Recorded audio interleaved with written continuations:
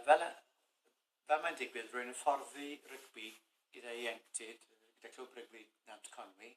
Rhan o'r gwaith hyfforddi yw i gwblhau ffurflenni, cynnwys ffurflen yn cofnodi be ydych chi wedi bod dim wedi bod yn gwneud, y gallai fod yn ymwneud â'r gyfraith, enghraifft, ydych chi wedi torri'r gyfraith mewn rhyw ffordd neu gilydd.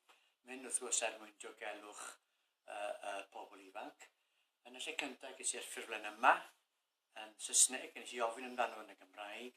Dywedi wrth cychwyn nhw ar gael yn Gymraeg, ond maen nhw ar gael yn Gymraeg, felly ddys i gael yn Gymraeg.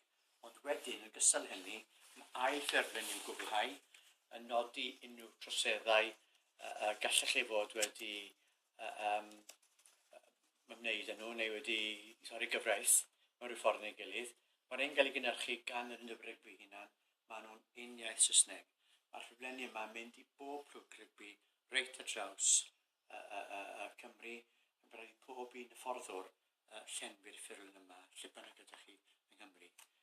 Mae Llywodraeth Cymru roi arian i undeb rygbi Cymru, mae undeb rygbi Cymru i fod i ymateb i'r Gymraeg yr un ffordd o bob corff cyhoeddus arall, enghraifft cysurol o fethiant sefyllfa fel y Gymraeg, pan bod yn angenrheidiol bod ni'n cael safonau addysg, safonau iaith cryf.